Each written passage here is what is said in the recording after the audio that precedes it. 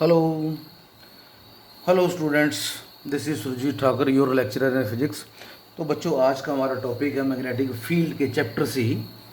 कल जो है वो हमने कल तो नहीं बट पिछले लेसन में हमने मैग्नेटिक डाइपोल मूवमेंट किया था। Magnetic dipole movement of the bar magnet when the war is cut into two equal halves. पिछले वीडियो में हमने ये देखा था कि जब किसी बार मैग्नेट को अलॉन्ग लेंथ हम काटेंगे तो उसका मैग्नेटिक डाइपोल मूवमेंट के ऊपर क्या फ़र्क पड़ता है। जब उसको परपेंडिकुलरली काटेंगे बीचों बीच उसके सेंटर से, तो मैग्नेटिक डाइपोल मूवमेंट जो है वो कैसे उसका इफेक्ट पड़ता है, कैसे उसको वैल्यू जो है वो हाफ हो जाती है।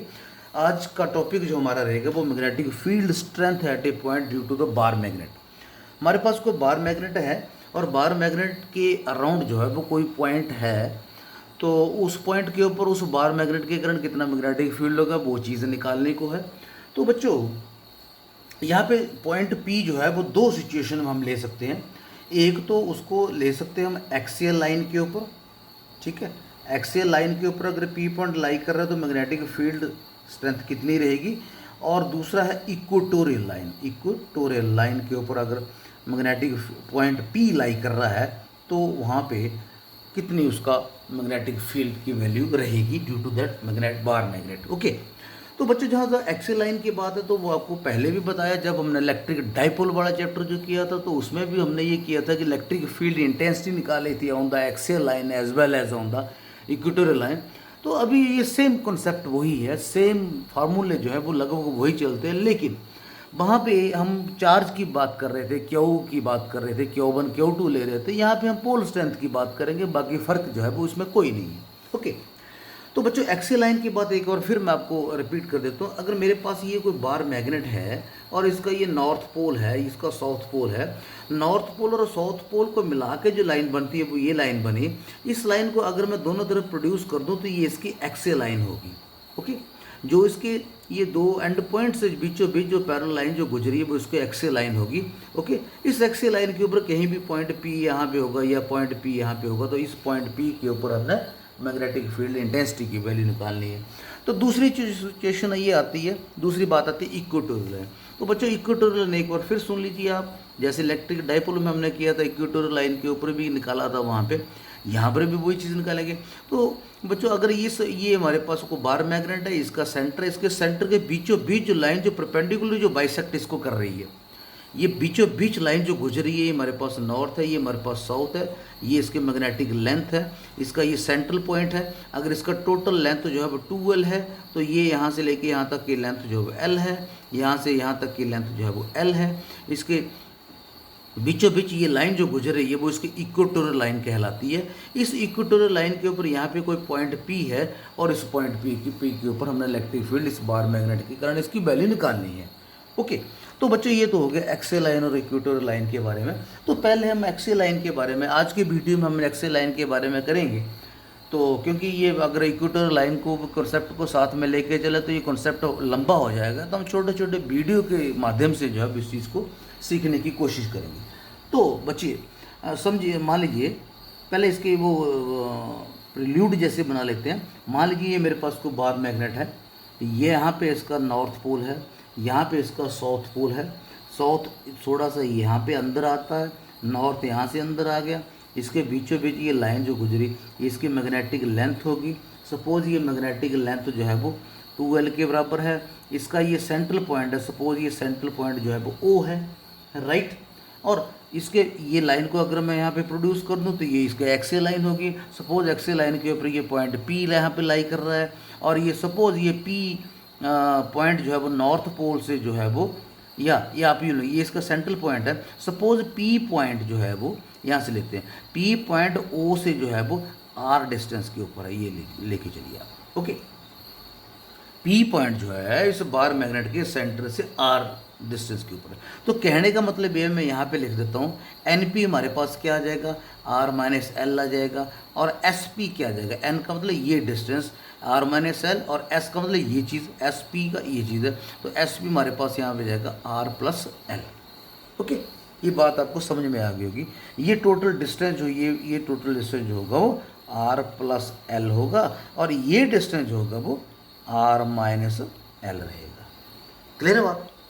अब बच्चों हमने नॉर्थ पोल के कारण पी के ऊपर कितना मैग्नेटिक फील्ड होगा वो निकालना है, साउथ के कारण कितना रहेगा वो निकालना है, दोनों को जोड़ देंगे वो टोटल मैग्नेटिक फील्ड आ जाएगा due to north as well as due to south. Okay, तो पहले नॉर्थ पोल की बात करते हैं। Magnetic field intensity P due to the north pole of the bar magnet, let us suppose it is equal to B1। Okay, और ये vector quantity तो यहाँ पे B1 इसको कर दिया। ओके, अब B1 का तो क्या आ गया, फोर्स, ये B1 आ गया मैग्नेटिक फील्ड की वैल्यू। अब नई चीज़ आ गई, force experience by unit north pole at point P due to the north pole of the magnet. Magnet के नॉर्थ पोल के कारण यहाँ पे इसकी वैल्यू कितनी रहेगी, तो यहाँ पे हम निकालते हैं। वो हमने इलेक्ट्रिक फील्ड में जो हमने फार्मूला किया था, that is μ0/4π magnetic pole strength QM upon distance का स्क्वायर, डिस्टेंस का स्क्वायर का मतलब NP का स्क्वायर, NP का स्क्वायर का मतलब R - L का स्क्वायर, और ये इसकी डायरेक्शन जो रहेगी it will be along NP। NP का मतलब N से P की तरफ, क्योंकि नॉर्थ से मैग्नेटिक फील्ड बाहर को जाती है, तो मैग्नेटिक फील्ड यहाँ पर नॉर्थ के कारण जो होगा वो बाहर को होगा, राइट, इस पॉइंट के ऊपर। ओके, समझा की बात। तो अब सपोज, अच्छा एक चीज़ और यहाँ पे ऐड कर लेते हैं, इसके कारण B1 है और साउथ के कारण, ये साउथ पोल के कारण यहाँ पे इसका मैग्नेटिक फील्ड जो होगा वो हम या इसको B2 ले लेंगे, या इसको थोड़ा सा और मैं अगर रिफाइन करने की कोशिश करूँ, इसको मैं डायरेक्शन यहाँ पे मैंने अलोंग NP लिख दिया, या आप इसको ऐसे भी लिख सकते हैं μ0/4π QM अपॉन R - L का स्क्वायर I कैप का मतलब क्या हो गया, आई कैप का मतलब हो गया अलॉन्ग एक्स एक्सिस आगे के लिए, राइट। ये आगे हमारे पास B1, इसको नंबर 1 दे दीजिए आप। अब similarly magnetic field intensity at point P due to the south pole, ले लो आप B2, और B2 यहाँ पे हमारे पास क्या आ जाएगा, वही μ0/4π कितना आ जाएगा, मैग्नेटिक पोल स्ट्रेंथ तो वही है क्या हुआ है, डिस्टेंस का स्क्वायर, डिस्टेंस का स्क्वायर का मतलब SP का स्क्वायर, SP का स्क्वायर का मतलब R+L का स्क्वायर, और अलोंग क्या रहेगा, है कुछ आइडिया, अलोंग PS। ये चीज़ बड़ी इंपॉर्टेंट है, ये नॉर्थ से बाहर को निकलती है अलोंग दिस वन, इसका मतलब नॉर्थ के कारण यहाँ पर मैग्नेटिक फील्ड जो है वो यहाँ को जा रहा है। ये ले लो आप, ये लिख लेता हूँ मैं यहाँ पे, ये मेरे पास आ गया BN। ओके, और साउथ के कारण ये पॉइंट P है ना ये, और साउथ के कारण यहाँ पे ये इसको ले लो आप BS, ठीक है। और बच्चों एक चीज़ यहाँ पे देखने वाली बात ये है, नॉर्थ P के नज़दीक है तो नेचुरली स्ट्रॉन्ग रहेगा BN बाहर को, इसलिए मैंने ये लाइन जो है वो लंबी लगाई, और ये लाइन BS वाली लाइन जो है वो, या B2 वाली लाइन जो है वो मैंने छोटी लगाई, B2 या BS लिख लो कोई बात नहीं, एक ही कोई फ़र्क नहीं पड़ता सर। तो ये BS ये मैंने छोटी लगाई, छोटी लगाने का मतलब है कि साउथ दूर है, इसका डिस्टेंस दूर लंबा है, इसका R+L का इसका स्क्वायर जो हो रहा है डिस्टेंस, तो इसकी वैल्यू एज ए होल बड़ी कम हो जाएगी। तो यहाँ से बड़ा क्लियर सा है कि B1 is always greater than B2, क्योंकि ये P पॉइंट से नज़दीक है। ओके, चलिए ये तो हम आगे करते हैं। इसको थोड़ा सा अगर मैं और रिफाइन करूँ, μ0/4π QM अपॉन R+L का स्क्वायर माइनस I कैप लिख दो, इसको 2 नाम दे दीजिए आप। माइनस I कैप का मतलब इसकी डायरेक्शन जो है वो उल्टी है। नेट मैग्नेटिक फील्ड आप BA ले लो, यहाँ पे BA का मतलब क्या हो गया, B1 + B2 net magnetic field, दोनों को जोड़ दो, दोनों को जब जोड़ के लिखेंगे μ0/4π, ये तो कॉमन है, मैं पहले लिख लेता हूँ इसको, और QM भी कॉमन है दोनों में, क्योंकि मैंने 1 और 2 को प्लस करना है, तो अंदर क्या बचेगा, μ0/4π यहाँ भी है, μ0/4π यहाँ भी है, QM यहाँ भी है, QM यहाँ भी है, तो अंदर क्या बचेगा हमारे पास, अंदर क्या क्लियर कट है, अंदर हमारे पास है 1/R - L का स्क्वायर प्लस, अच्छा एक चीज़ बड़ी इंपॉर्टेंट बात है, ये B1 मैंने आपको यहाँ पे क्या बोला, B1 is always greater than B2, B1 बाहर को है B2 में, तो यहाँ पे माइनस का साइन रहेगा बच्चों, एक चीज़ को ध्यान में रखना, B1 की वैल्यू ज़्यादा है, हमने नेट निकाला ना, अगर यहाँ को 10 लग रहा है, यहाँ को 4 लग रहा है, तो नेट यहाँ पे क्या आ जाएगा, 10 - 4 6 के बराबर यहाँ पे आ जाएगा। ओके, तो B1 - B2, तो यहाँ पे बच्चों माइनस का साइन आ जाएगा, पहले थोड़ा सा मिस हो गया था, R+L का स्क्वायर, ये चीज़ आ गई। ओके, तो μ0/4π QM, वो बच्चों इसको सॉल्व जब करोगे तो ये इसका एलसीएम कितना आ जाएगा, आर स्क्वायर, ये A minus B, A plus B, तो ये A square minus B square, R square minus L square का होल स्क्वायर। ओके, तो यहाँ पे क्या जाएगा, आर प्लस एल का square minus R minus L का स्क्वायर। तो बच्चों ये ए प्लस बी का स्क्वायर लगाओ माइनस ए माइनस बी का स्क्वायर। जब आप इसको सॉल्व कर लेंगे, सिंपल सा फंडा है, इसको मुझे लगता है कि आप खुद ही कर लेंगे। तो म्यू 0/4 पाई क्यू एम। तो बच्चों जब इसको सॉल्व करेंगे आप, तो आपको यहाँ पे सिंपल सी बात है, आपको यहाँ पे क्या मिलेगा, ये है हमारे पास 2r इंटू 2l।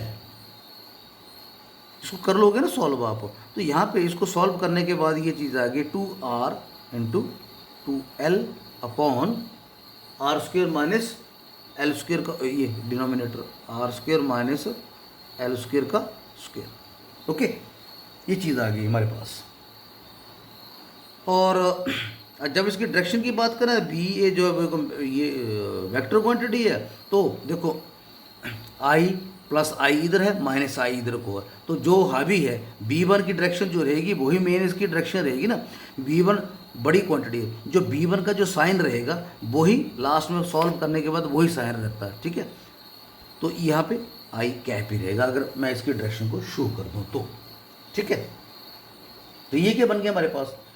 तो बच्चों आपको पता है क्यू एम इंटू 2l क्या होता है, आपको शायद याद होगा, Q M into 2l that is equal to, याद है आपको, मैग्नेटिक डाइपोल मोमेंट। तो यहाँ पे पुट कर दो क्यू एम इंटू 2l। जब यहाँ पे पुट कर देंगे तो ये मेरे पास वेरीफाई करने के बाद क्या आ जाएगा, B A vector is equal to mu 0/4 pi 2m R upon R square minus L square का स्क्वेयर और आई कैप। ये चीज़ आ गई हमारे पास, net magnetic field due to this bar magnet on the axial line. Okay, clear होगी बात। तो इनमें ये इसका मैग्नीट्यूड आ गया और इसकी ये डायरेक्शन आ गया। तो इसकी एक कंडीशन बनती है छोटी सी, if the magnet is of very very small length, अगर मैग्नेट की लेंथ जो है वो बड़ी छोटी है और ये पी पॉइंट जो है वो बहुत दूर है, तो उस वक्त हम क्या कर सकते हैं, इसका मतलब एल स्क्वेयर जो है वो very very less than R square. तो ऊपर वाली इक्वेशन में इसको डिलीट कर दीजिए, एल स्क्वेयर को डिलीट कर दीजिए, तो उस वक्त क्या बन जाएगा, B A vector is equal to mu 0/4 pi 2m upon, ये एल स्क्वेयर इग्नोर हो गया, आर पावर 4 नीचे आ जाएगा, आर से आर कट गया, ये जगह आर क्यू। और डायरेक्शन की बात करेंगे तो ये डाइपोल मैग्नेटिक फील्ड ये आ जाएगी, B is equal to mu 0/4 pi 2m upon R cube I cap. तो बच्चों ये है मैग्नेटिक फील्ड हमने एक्सियल लाइन के ऊपर निकाली इस बार मैग्नेट के कारण। ओके, और ये बार मैग्नेट, ये लास्ट में कंडीशन आ गई, जब इसकी वैल्यू जो है, जब इसकी लेंथ जो है वो बड़ी छोटी है, तो L जो है वो बहुत छोटा है R से, तो L को हम इस इक्वेशन से इग्नोर कर देंगे, तो कटा के हमारे पास ये चीज़ आ जाएगी। So this will be the net magnetic field on the axial line of the bar magnet. Thank you.